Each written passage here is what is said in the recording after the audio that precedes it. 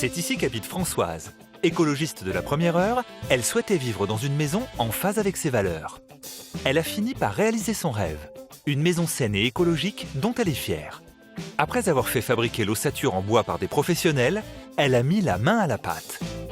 La maison telle qu'on l'a récupérée, on avait l'ossature et la toiture de faite en ardoise. Et à partir de là, l'agriculteur du coin nous a fourni des bottes de paille spéciales. Donc ce sont des petites bottes de paille qui sont très très serrées, le plus dense possible pour pouvoir avoir une isolation correcte. Donc on a mis 600 bottes de paille dans les murs. Ces travaux ont été réalisés grâce, entre autres, à l'aide de ses proches. Une fois mises en place, les bottes de paille sont recouvertes d'un enduit terre étalé à la main. Ça donne un confort acoustique et un confort thermique très très important. On n'a pas la même atmosphère dans une maison en terre que dans une autre maison. Une technique de construction écologique et des matériaux aux propriétés particulièrement intéressantes. Moi j'appelle ça le radiateur de la maison. C'est un mur en briques de terre crue qui a été monté et qui est là pour accumuler la chaleur. On fait 1 ou 2 feux dans la journée en fonction de la température extérieure et le mur emmagasine la chaleur et la restitue dans les heures qui suivent. Ce qui fait qu'on doit consommer 3 à 4 stères de bois par an. Donc il y en a pour 300 400 €, on va dire, de chauffage. Un moyen de chauffage économique pour une maison de 160 mètres carrés. Le cas de Françoise n'est pas une exception. Les 49 logements de ce quartier sont construits avec la même approche écologique. Un projet qui a vu le jour en 2006 à l'initiative de Jean-Christophe.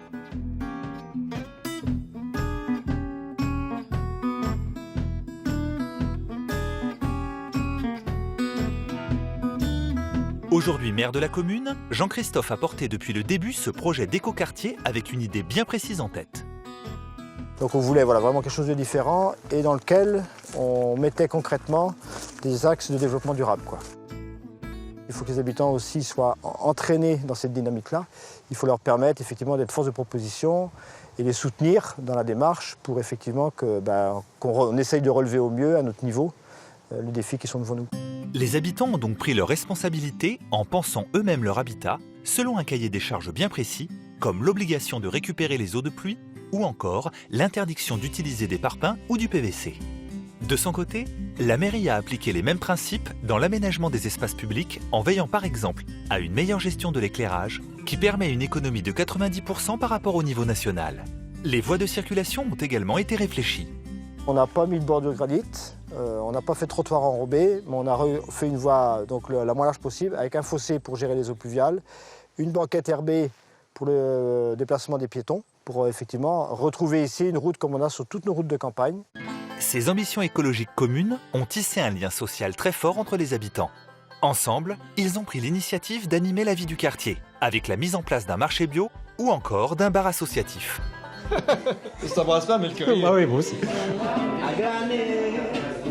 Beaucoup trop de littérature. Écologie et lien social, 2 valeurs essentielles qui font de l'écoquartier un petit paradis que ses habitants ne quitteraient pour rien au monde.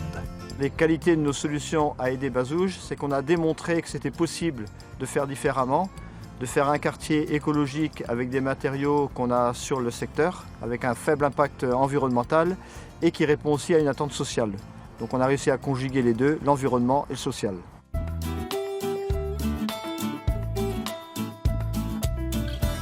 De retour dans le quartier de la Confluence à Lyon avec Elisabeth Buffet et nous allons rejoindre le maire Dédé Bazouges. Il s'appelle pas Dédé Bazouges.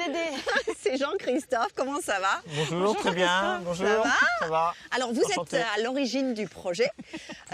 En 2001, l'écologie c'était pas vraiment une priorité. Je ne savais même pas le mot à l'époque. Les gens, ils ont dû vous prendre pour un fou, non? Même nous, on avait des interrogations, mais on était convaincus qu'on devait changer ce qui se faisait et qu'on devait à notre niveau faire autre chose. Vous avez fixé un cahier des charges au début, c'est ça? On a demandé aux architectes qu'on nous donne des règles. C'est-à-dire que si on vous dit, par exemple, pas de parpaing dans les constructions, ce qu'on a fait, même que vous n'êtes pas du métier, vous savez ce que ça veut dire. Ça permet aux architectes de réfléchir autrement. Oui. Sinon, vous avez que de la maison catalogue, du copier-coller depuis 40 ans, et que nous, on ne voulait pas dans notre quartier. Parce que chaque maison ne se ressemble pas. Non, chaque maison a eu quasiment un architecte différent. Et les maisons s'intègrent dans le paysage complètement aujourd'hui. Oui, tout à fait. C'est le paysage qui enveloppe aujourd'hui les maisons. Et si bien que quand vous vous baladez aujourd'hui dans le quartier, vous voyez que des bribes d'architecture. Et si bien que les maisons qui sont très hétérogènes, ça ne paraît plus aujourd'hui. Quels sont les bénéfices justement pour ceux qui habitent le quartier aujourd'hui? Par exemple, je prenais l'exemple des maisons en bottes de paille. Vous avez ce matériau-là qui est sur site. On a tout sous nos pieds et on ne voit plus ce qu'on a sur nos territoires. Bien sûr. On a externalisé beaucoup de choses, beaucoup de compétences, beaucoup de savoir-faire et les matériaux.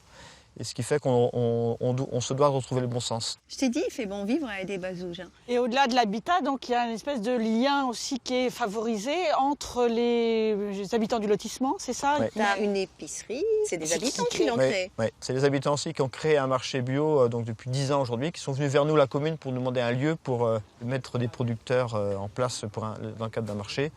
C'est eux qui ont créé aussi un bar associatif. Oui. Donc là, pareil, Ah mais ça le bar, de toute façon à la base, ça c'est marche. associatif, ça Ouais, crée voilà. du lien. Bah oui. Ça crée du lien, C'est c'est vrai. vrai. Hein. C'est vrai. On n'a pas une population qui est en attente de services, mais qui est plutôt aussi dans la démarche de faire avec nous. Jean-Christophe, quels sont vos atouts pour remporter donc, ce label On a la solution? Donc moi je suis convaincu qu'on fera demain une vraie, entre guillemets, révolution sur les aspects écologiques si on y va avec les citoyens. C'est l'heure de noter, Elisabeth. Oui. Je te passe notre ardoise. Allez, tac. Ça va en plus, on a pas. Voilà. Très bien, Voilà. c'est Non, je suis parfait. gentille là. Merci beaucoup pour votre solution. Ça bouge à Bazouges. C'est pas facile à dire. Ça bouge à Aidé-Bazouges. C'est Bravo. vrai. Merci beaucoup Jean-Christophe. Plein de bonnes choses pour la suite. On a besoin Merci. de